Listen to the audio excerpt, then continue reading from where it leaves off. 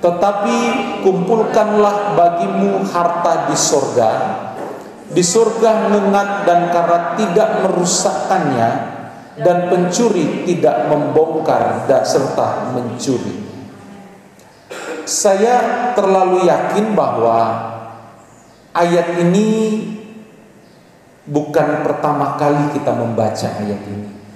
Bahkan sejak mungkin dari sekolah minggu, guru-guru sekolah minggu seringkali memberikan kita PR untuk menghafal ayat-ayat yang dimana ayat itu dijadikan ayat emas dalam hidup kita.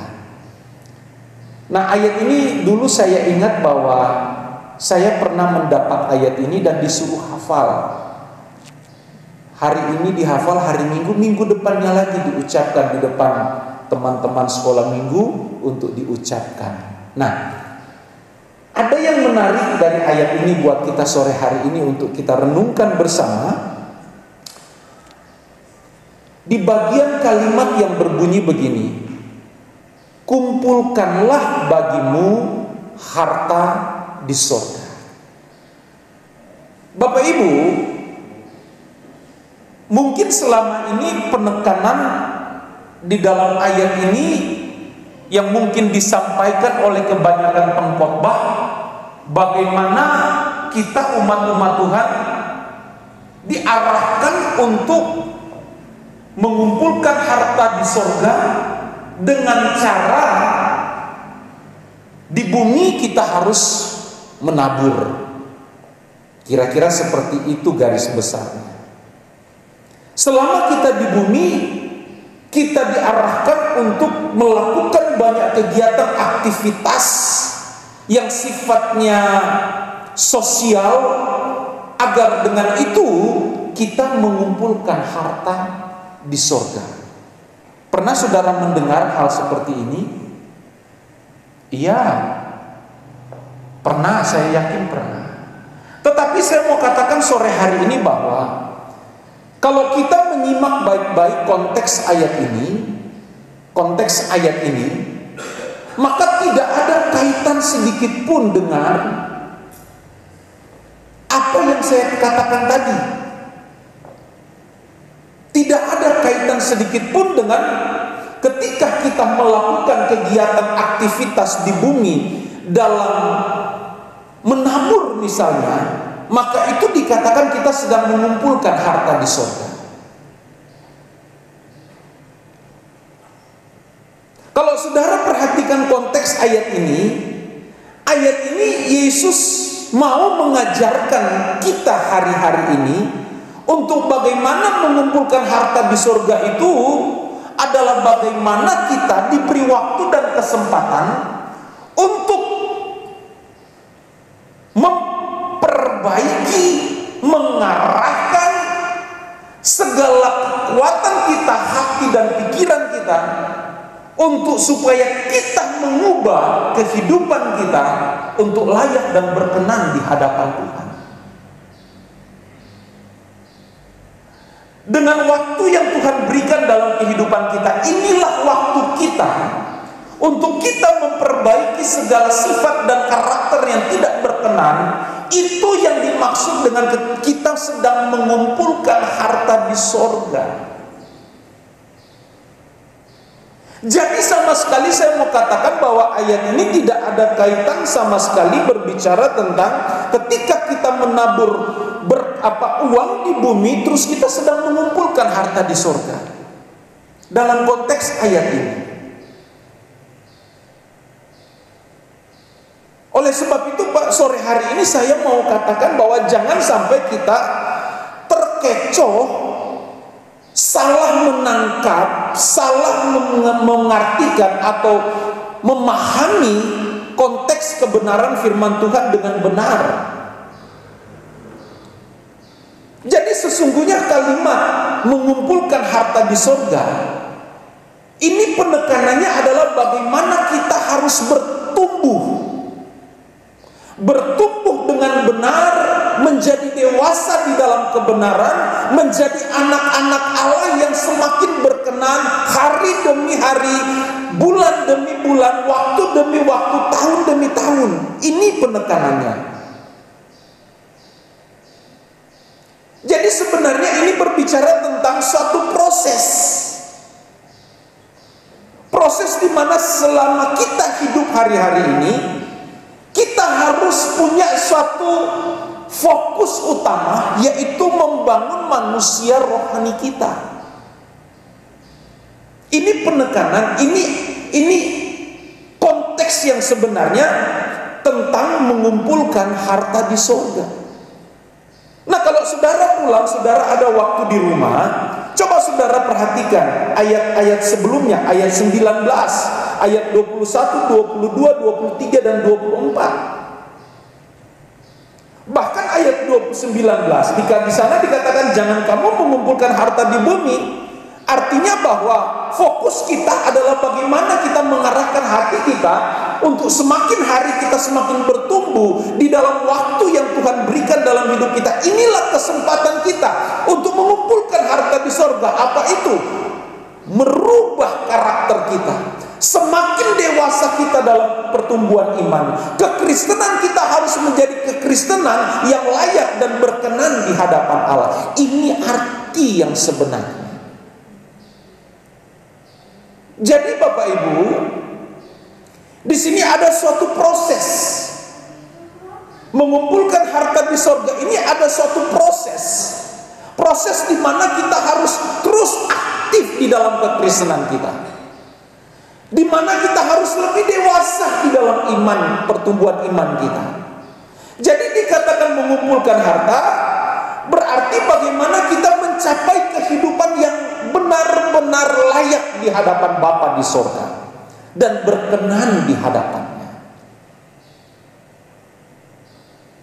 Jadi bukan kita menabur di bumi terus kita sedang mengumpulkan harta. Dalam konteks ini tidak nyambung itu. Nah, saya entah bagaimana sehingga pembicara-pembicara yang tempoe dulu itu menekankan hal ini, dipaksa untuk nyambung. Saya juga memahami hal itu seperti itu tempo hari. Tetapi puji Tuhan, hari-hari ini kita harus belajar firman Tuhan agar kita semakin memahami konteks demi konteks secara benar, agar kita dalam membangun kekristenan kita, iman kita sungguh-sungguh kita tahu membangun, bagaimana cara membangun iman itu dengan benar di hadapan Tuhan. Jadi sekali lagi, kata mengumpulkan di sini menunjuk bagaimana ada suatu proses akumulasi. Dari hari ke hari ada pertambahan. Dari waktu ke waktu kita mengumpulkan tahap demi tahap, menambah segala kebaikan, menambah segala perubahan dalam karakter, dalam cara berpikir kita, sampai puncaknya kita didapati layak dan berkenan di hadapan Tuhan. Jadi sekali lagi, konteks ayat ini tidak ada kaitan sedikit pun bahwa ketika kita menabur harta di bumi maka kita sedang menimbun harta di surga. Nah, ini kan pemahaman yang juga mungkin menjadi pemahaman kepercayaan lain, tapi kekristenan dalam konteks ayat ini tidak seperti itu. Tidak seperti itu. Jadi yang dimaksud adalah bagaimana karakter ilahi dalam kehidupan kita ini harus terbangun hari demi hari, waktu demi waktu. Sekali lagi, karakter ilahi itu harus terbangun hari demi hari, waktu demi waktu. Kita hari demi hari semakin diubahkan oleh kuasa Tuhan dari hari ke sehari. Jadi prosesnya ini panjang Bapak Ibu. Tidak hanya setahun 2 tahun, tidak hanya 10, 20, 30 tahun, tapi sepanjang kita hidup di bawah kolong langit ini, inilah kesempatan kita bagaimana kita mengumpulkan harta di surga, yaitu setiap waktu dan kesempatan yang Tuhan berikan dalam hidup kita. Itulah waktu dan kesempatan untuk kita merubah hidup kita agar supaya kelak nanti pada saat Tuhan datang atau pada waktu Tuhan panggil kita didapati layak dan berkenan di hadapan Tuhan. Jadi ini yang dimaksud untuk kita dapat mengambil bagian di dalam kekudusannya Allah, di dalam kekudusannya Tuhan. Artinya kita hari demi hari harus berusaha untuk tetap mengenakan kodrat sebagai anak-anak Tuhan yang layak dan berkenan bagi Tuhan. Jadi dengan demikian Bapa di sorga disenangkan, Tuhan disenangkan, Dia dipuji, Dia diagungkan dengan usaha kita untuk kita terus merubah hidup kita agar layak dan berkenan di hadapan Tuhan. Nah, Bapak Ibu, tentu dalam hal ini dibutuhkan suatu perjuangan. Nah, ini yang saya mau katakan. Perjuangan yang terus berkesinambungan sampai Tuhan panggil kita. Jadi untuk mengumpulkan harta di surga ini, sekali lagi, bukan tentang bagaimana ketika kita berbuat baik terus kita mendapatkan pahala sehingga kita sedang mengumpulkan harta kekayaan di surga. Tidak ada kaitan sama sekali dengan gambaran-gambaran seperti itu dalam konteks ayat ini. Jadi konteks ayat ini sekali lagi bagaimana kita harus berjuang memaksimalkan hidup kita untuk kita terus mengubah setiap karakter sifat kita yang tidak berkenan di hadapan Allah, untuk kita membangun dan mempercantik manusia rohani kita hari demi hari. Jadi jangan berpuas diri dengan keadaan kita yang mungkin hari ini kita sedang nikmati hidup kita. Saya sudah puas Om, saya sudah percaya Yesus Kristus sebagai Tuhan dan Juru Selamat. Cukup Om, saya pasti masuk surga. Aduh, ini yang kebanyakan tertanam dalam pikiran kita sebagai anak-anak Tuhan. Hanya dengan mengaku dan percaya bahwa Yesus Kristus adalah Tuhan, maka otomatis surga menjadi bagian dan milik kita. Bapak Ibu, ini pemahaman orang Kristen yang malas sebenarnya. Yang malas. Jelas Alkitab berkata bahwa kita harus ada tindakan iman itu. Saya mau tanya sama saudara, selama ini pengertian saudara tentang iman itu apa sih? Ayo, selama ini iman itu apa menurut saudara? Iman itu adalah dasar dari segala sesuatu yang kita harapkan dan bukti dari segala sesuatu yang tidak lihat namun kita percaya itu ada. Ya, itu definisi dalam Ibrani pasal 11 ayat 1. Tetapi pertanyaan saya, iman itu apa sih? Saya mau kasih tahu, ingat dan catat baik-baik. Simpel jawaban. Iman itu adalah sebenarnya, iman itu adalah tindakan nyata kita untuk menyenangkan hati Tuhan. Bahasa bebas saya katakan bahwa iman itu adalah tindakan nyata kita untuk kita hari demi hari hidup dan menyenangkan hati Tuhan. Nah, iman sebenarnya selama ini kita hanya dibenturkan dengan iman adalah bagaimana kita meminta Tuhan memberi, bagaimana kita berdoa Tuhan menjawab, bagaimana kita tumpang tangan, ini mobil tahan saya beriman dalam nama Yesus pasti ini mobil milik saya. Tanpa saudara bekerja dan berusaha, mustahil mobil itu milik saudara. Itu iman yang fantasi Bapak Ibu. Kebanyakan orang Kristen memiliki iman yang fantasi dalam hidupnya. Iman yang hanya dari pihaknya sendiri, pribadinya, tanpa mau memahami iman yang benar. Seperti apa sih iman yang Yesus ajarkan? Nah, iman yang Yesus ajarkan adalah tindakan nyata kita untuk hidup dan menyenangkan hati Tuhan. Nah, kalau kita memahami ini, hidup kekristenan kita itu menjadi berbunga-bunga Bapak Ibu. Hidup kekristenan kita itu menjadi indah, tidak membosankan dan tidak menjenuhkan. Kalau kita memahami kebenaran secara benar dan baik.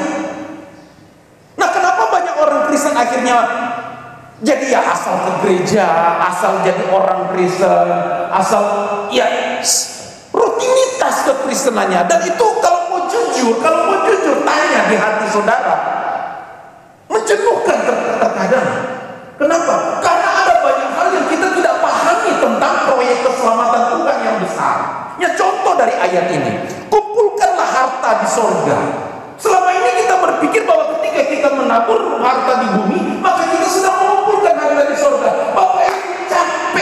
orang Kristen kalau seperti ini. Karena pemahaman kita itu meleset. Sehingga banyak orang Kristen juga yang kecewa dengan Tuhan. Tidak percaya lagi dengan firman.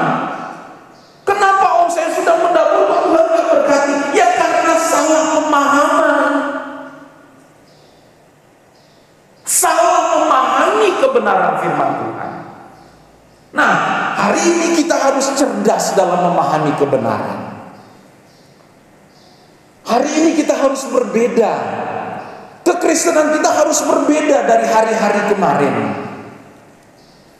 Jadi Bapak Ibu, sekali lagi di sini ada suatu pesan, yaitu kita harus berjuang terus-menerus, berkesinambungan, dan harus terus mengarahkan segenap kekuatan kita, potensi kita untuk membangun karakter ilahi dalam kehidupan. Itu yang dimaksud oleh firman Tuhan.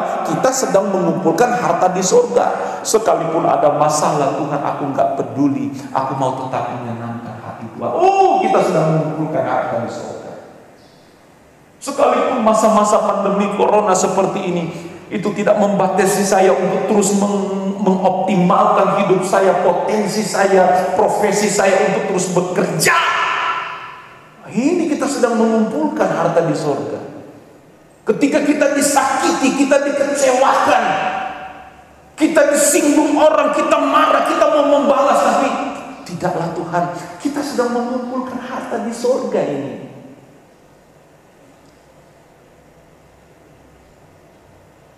Kita tidak dianggap manusia, silakan, hanya Dia yang manusia. Aku entah apa, terserah. Yang penting di hadapan Tuhan aku adalah umat pilihannya. Kita sedang mengumpulkan harta di surga. Nah, ini yang harus kita bangun dalam kehidupan kekristenan. Ini yang harus kita upayakan dalam setiap kehidupan kita. Nah, coba saudara, saya bawa saudara, ada dalam Alkitab, dalam Lukas pasal 12, ada suatu kisah di sana. Mari saudara kita sama-sama lihat Lukas pasal 12. Saya akan bacakan ayat demi ayat agar kita diingatkan kembali. Lukas 12 ayat 13 sampai ayat 21, saudara dengar, demikian firman Tuhan. Seorang dari orang banyak itu berkata kepada Yesus, "Guru, katakanlah kepada saudaraku supaya ia berbagi warisan dengan aku." Tetapi Yesus berkata kepadanya, "Saudara, siapakah yang telah mengangkat aku menjadi hakim atau pengantara atas kamu?" Katanya lagi kepada mereka, "Berjaga-jagalah dan waspadalah terhadap segala ketamakan, sebab walaupun seorang berlimpah-limpah hartanya, hidupnya tidaklah tergantung daripada kekayaannya itu." Kemudian Yesus mengatakan kepada mereka suatu perumpamaan, katanya, "Ada seorang kaya, tanahnya berlimpah-limpah hasilnya. Ia bertanya dalam hatinya, apakah yang harus aku perbuat? Sebab aku tidak mempunyai tempat di mana aku dapat menyimpan hasil tanahku." Wow. Ayat 18. Lalu katanya, "Inilah yang akan aku perbuat.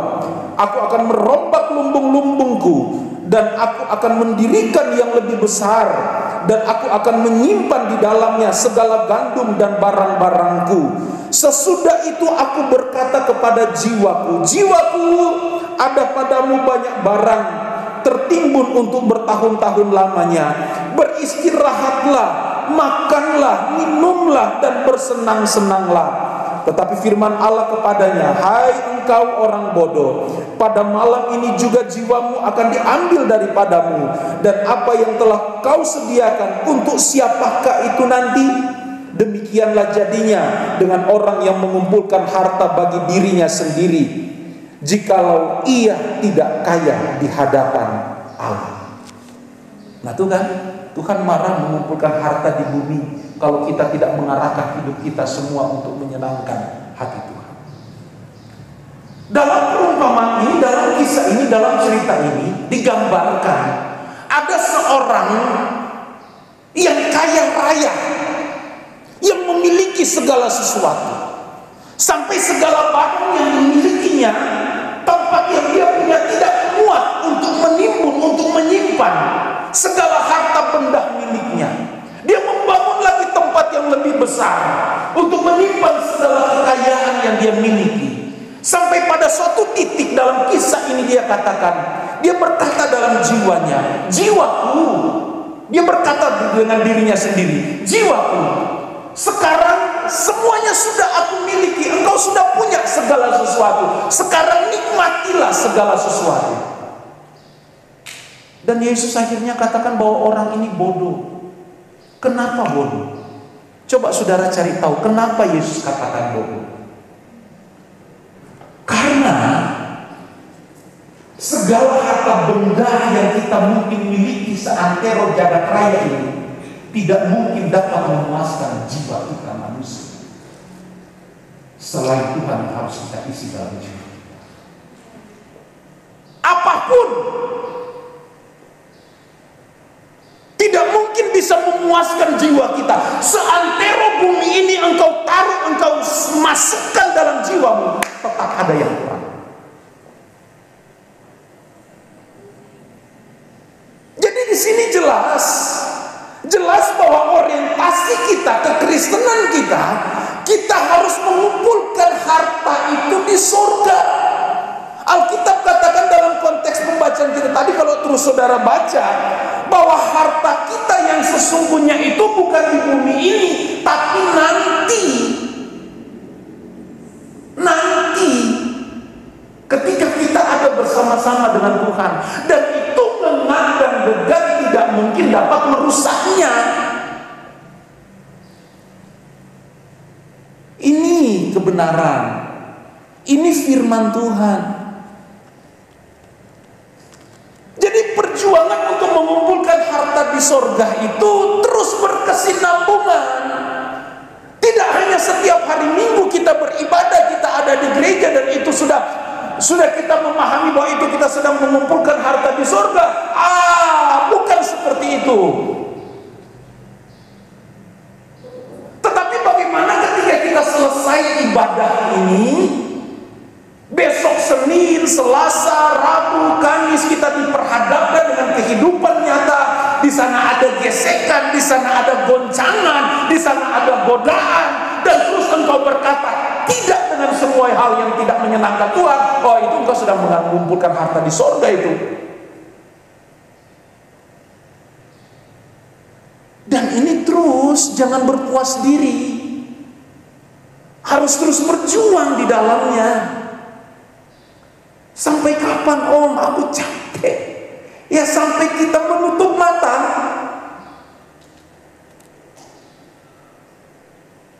Nah kalau saudara sudah merasa capek hari ini jadi orang Kristen, saya khawatir ada banyak hal yang saudara tidak pahami tentang kebenaran.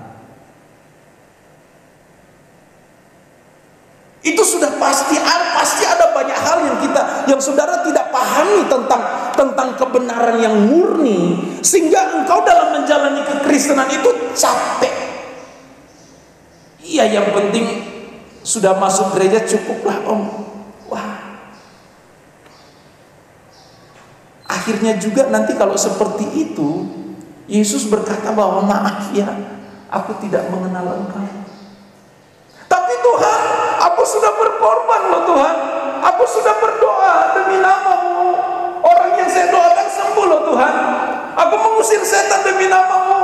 Orang yang diikat setan mereka terlepas loh. Tapi Tuhan bilang sorry. Aku tidak mengenal engkau. Karena bukan setiap orang yang berseru Tuhan, Tuhan, Tuhan dan masuk kerajaanku, tetapi mereka yang melakukan kehendak Bapa. Nah coba saudara tangkap ini. Untuk melakukan kehendak Bapa. Itu bukan hanya setiap hari Minggu kita masuk gereja dan sudah melakukan kehendak Bapa. Enggak.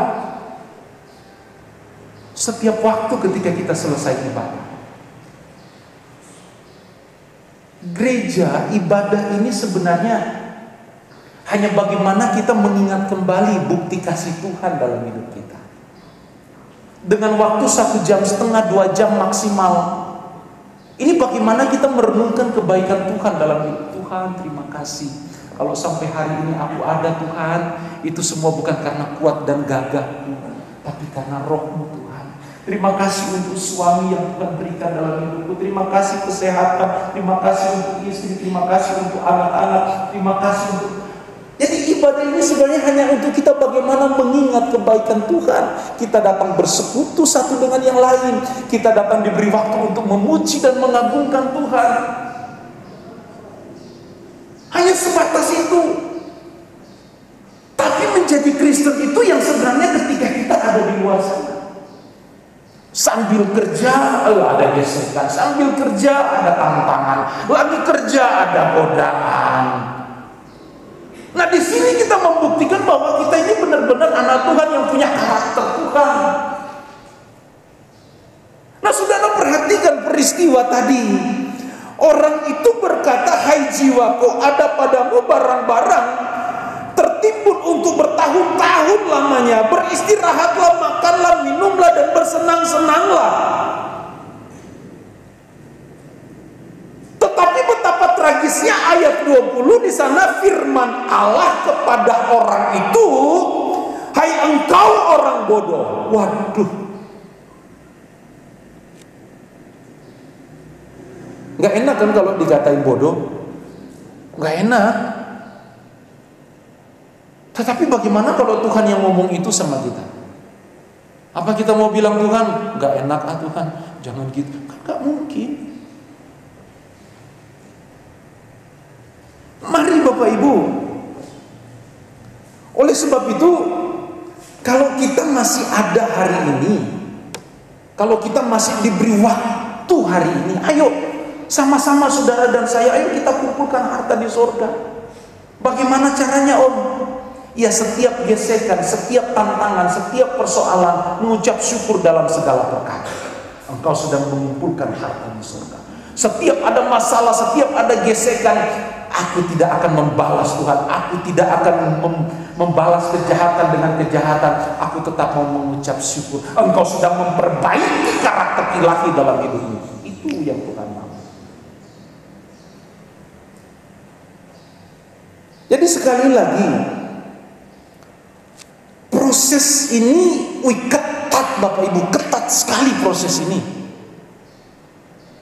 Ketat sekali dalam perjalanan kehidupan kita itu, ketat sekali.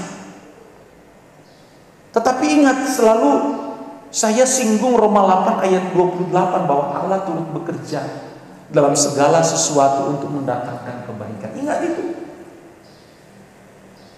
Allah bekerja dalam segala sesuatu. Nah, kebanyakan orang Kristen mengaplikasikan ayat ini sesuka-sukanya dia. Allah turut bekerja dalam segala sesuatu dalam hal ini. Ketika kita menghadapi persoalan, ujian, tantangan, masalah, pergumulan dalam jenis dan judul apapun, sampai terkadang kita sudah tidak kuat, tidak mampu, kita katakan, Tuhan, aku gak kuat. Allah turut bekerja untuk mendatangkan kebaikan. Jadi segala sesuatu yang gak enak tadi, segala sesuatu yang mungkin bisa mengecewakan kita yang diperbuat oleh orang lain, itu Allah bisa mengubah segala sesuatu itu untuk menjadi harta yang indah dalam hidup kita. Yaitu apa? Kita berkenan di hadapan Tuhan. Nah, harta ini sekadang tidak kita perhatikan dalam kehidupan kita. Yang menjadi fokus kita adalah harta di dunia ini. Tidak salah saudara memiliki harta yang Tuhan, karena memang ini juga dunia ini Tuhan ciptakan untuk kita nikmati. Tapi bagaimana kita tidak terikat dengan semua ini? Kalau Tuhan berikan kita segala sesuatu hari ini, itu mestinya sarana fasilitas-fasilitas yang Tuhan berikan itu kita pergunakan untuk kita mengikatkan diri kita dengan Tuhan. Itu yang Tuhan rindukan. Bukan seenaknya kita pergunakan segala sesuatu. Ingat, kita barang tebusan Bapak Ibu. Kita ditebus dengan darah yang mahal, dengan hidupnya Kristus sendiri. Nanti ada materi sendiri bagaimana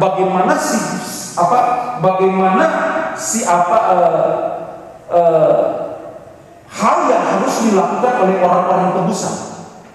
Apa yang perlu kita tindaki sebagai orang-orang yang ditebus?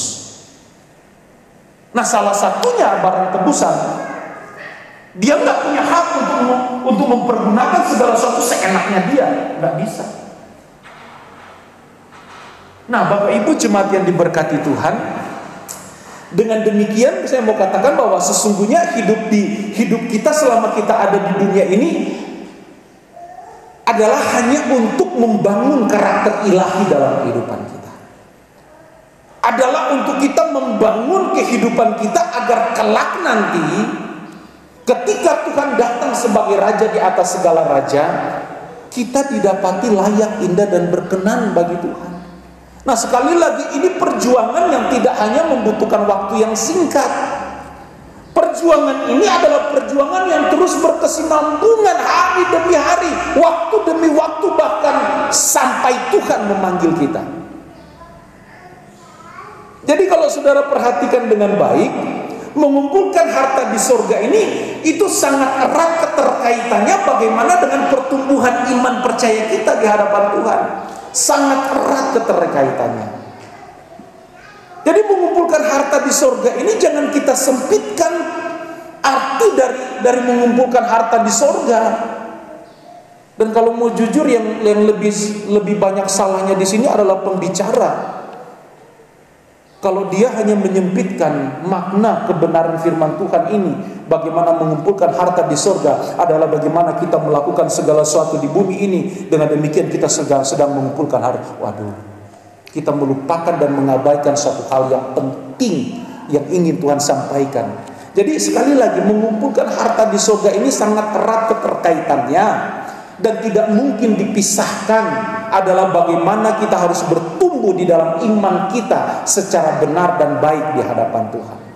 Nah, orang percaya yang percaya kepada Yesus harus memahami ini agar supaya dari hari ke hari itu ada perubahan, ada pertumbuhan, ada sesuatu yang terjadi yang indah yang kita lakukan di hadapan Tuhan, sehingga di situ Bapa kita yang ada di sorga, dia disenangkan, dia dimuliakan, dia diagungkan.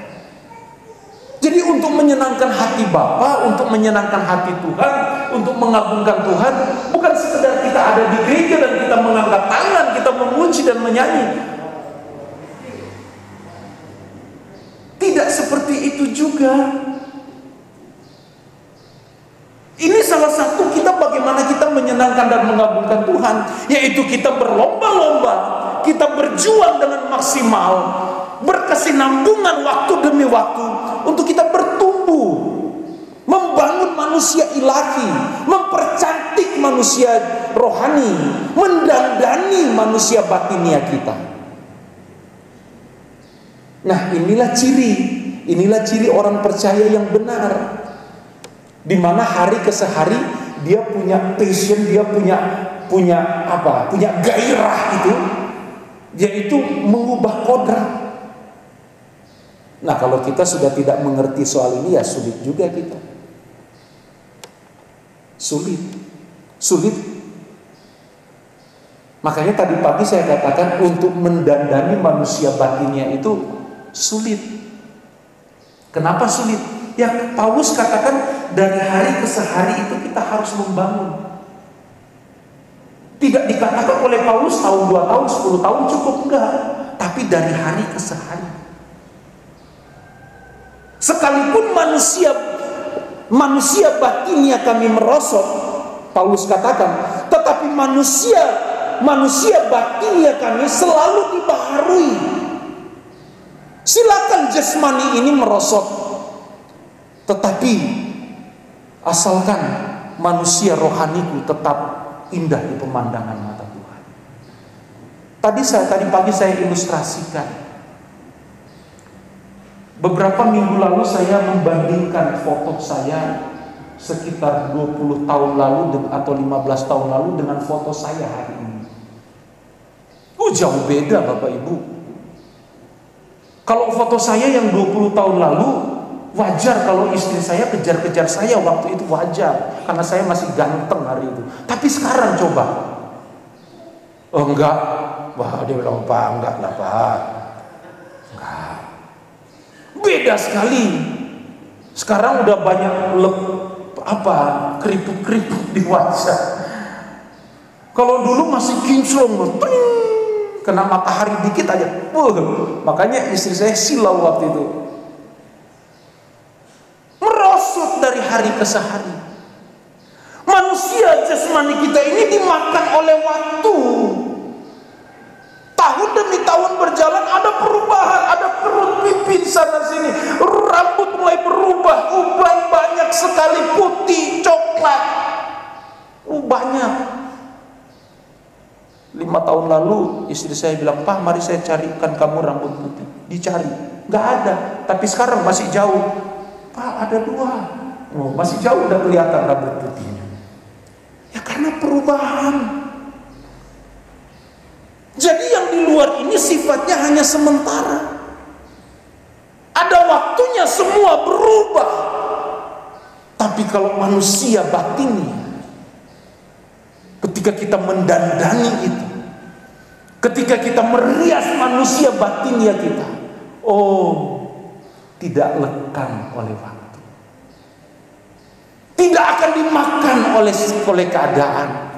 Kalau hanya poles luar ini, kadang kalau saudara pakai kosmetik salah, ya kosmetik juga itu yang merusak kulit wajah saudara. Ibu gembala kemarin ribut, bingung, Pak, pipiku kok merah-merah ya, ada coklat-coklatnya, gatal, panas. Saya bilang, mau merah kek, mau coklat kek, mau gatal kek, engkau tetap istriku yang aku sayang.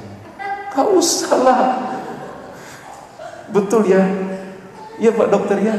Mau merah kek, mau jerawatan kek, mau apa, hanya maut yang bisa memisahkan kita mah. Gak usah pusing, cuci muka. Nah, kebetulan Ibu Gembala dikasih berkat sama jemaat. Apa itu? Masker. Dipakai masker, bangun pagi udah fresh. Itu dia. Jadi coba kita perhatikan inner beauty kita. Kecantikan yang dari dalam ini yang perlu kita bangun. Masa orang luar, orang dunia mengerti tentang inner beauty? Padahal di Alkitab udah jauh-jauh hari diajarkan tentang inner beauty, kecantikan yang dari dalam. Itu yang menjadi fokus kita. Karena membangun manusia rohani, mempercantik manusia rohani, itu tanpa sadar, saya mau ingatkan, mau tegaskan, engkau sedang mengumpulkan hartamu yang indah di surga. Ini manusia rohani ini yang perlu menjadi apa tadi saya katakan, menjadi ketertarikan kita, menjadi fokus utama kita. Kalau yang di dalam ini udah cantik, udah ganteng, biar kata basi, biar bangun pagi belum sikatan, belum sisiran, tetap suami lihat istri, wih, kau cantik sekali. Istri lihat suami biar masih berantakan, ganteng sekali suami. Karena apa? Karena dari dalam itu terpancar keluar. Biar kata di luar ini ganteng cantik, tapi kalau bagian dalam ini rusak, itu suaminya. Bukan, jahat sekali dia.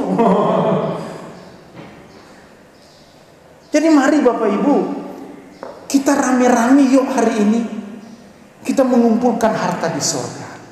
Bagaimana? Ayo berjuang.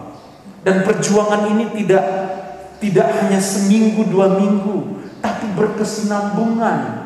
Yaitu apa? Membangun karakter ilahi, mempercantik bagian dalam kita. Yesus tegas menghardik orang Farisi dan orang Farisi dan orang Saduki. Bagaimana mereka tampak hanya bagus dari luar, tapi mereka ibarat kuburan yang dari luar dilabur putih, tapi di dalamnya itu penuh tulang belulang, bau busuk, dan segala sesuatu yang tidak mengenakan. Nah, ayat ini menemplak saya sebagai hamba Tuhan.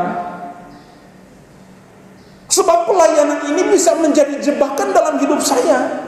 Kalau saya tidak hati-hati dalam melayani Tuhan, bisa menjadi jebakan. Kalau saya tidak sadar akan segala kebaikan Tuhan atau apa yang menjadi tujuan Tuhan dalam kehidupan pelayanan saya, saya Saya bisa jadikan pelayan ini sebagai komoditi untuk menghasilkan dan meraup keuntungan dari saudara. Saya bisa memperkaya diri dan keluarga saya, dan ini jahat di hadapan Tuhan. Jadi yang perlu dibangun, kalau puji Tuhan hari ini fisik luar kita sudah bagus seperti ini, kita punya fasilitas yang mewah seperti ini, sekarang ayo kita berlomba-lomba membangun manusia batinnya, kecantikan manusia rohani kita. Dengan demikian kita sedang mengumpulkan harta kita di sorga. Ibu-ibu, suami-suami kita yang ada, ayo kita mengumpulkan harta kita yang indah di sorga. Sambil kita hari ini memaksimalkan potensi kita dengan apa? Dengan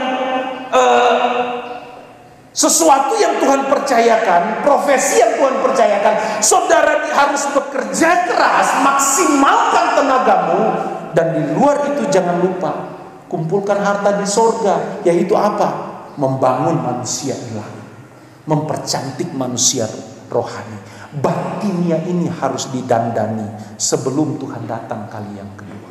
Karena ingat, kita pengantin, amin. Di hadapan Tuhan ini kita pengantin-pengantin, harus mempersiapkan diri. Kalau kita hari ini kita rela menghabiskan banyak uang mungkin untuk mendandani manusia luar kita, kenapa kita nggak berani berkorban untuk mendandani manusia batin? Kenapa kita nggak? Kenapa kita nggak mau berkorban dalam hal ini? Kalau yang luar kita rela, nggak merasa rugi untuk mempercantik yang luar, memperganteng yang luar, kenapa yang dalam kita nggak fokus? Kenapa? Masalahnya di mana? Saudara nggak perlu jawab, saudara jawab sendiri. Tetapi hari ini sebagai gembala saudara, sebagai hamba Tuhan, ayo saya mengajak saudara, sambil saudara memaksimalkan hidupmu, menikmati berkat dan karya Tuhan yang Tuhan percayakan, silakan, monggo. Tapi jangan lupa, kita juga harus punya fokus untuk mengumpulkan harta di surga. Apa itu? Membangun manusia ilahi, mempercantik manusia batinnya kita, mendandani manusia rohani kita, agar supaya apa? Di bumi kita nikmati berkat dan kebaikan Tuhan, dan ketika Tuhan panggil kita, kita ada bersama-sama dengan Tuhan. Indah kan? Ya seperti saya kan, kita hanya nikmati yang baik di bumi, kita menikmati yang indah di bumi, tapi akhirnya kita di surga nggak bersama-sama. Kita nggak ada di surga bersama-sama dengan Tuhan. Tapi ayo, saya mau mengajak kita hari ini, sebelum saya mengakhiri khotbah saya pada sore hari ini, ayo, perjuangan yang sedang engkau hadapi bukanlah perjuangan yang singkat, tetapi terus berkesinambungan. Yaitu apa? Membangun manusia ilahi, mempercantik manusia rohani, mendandani manusia batinia. Dengan itu saudara dan saya sedang mengumpulkan harta di surga. Dan ketika indah pada waktunya, kita akan menikmati setiap apa yang kita sudah kumpulkan di surga. Oh, betapa indahnya. Betapa indahnya saya ketemu Pak Dokter dan istri di surga, dengan Pak Stephen, Om Joko, Om Yeng, Pak Guru Gats, Om Dedi, suami, semua kita, Pak Guru, wah, kita ketemu di sana. Kita menikmati harta kekayaan yang kita sudah kerja keras selama kita ada di bumi ini. Indah pada waktunya kita akan menikmati kemuliaan Tuhan. Tuhan Yesus memberkati.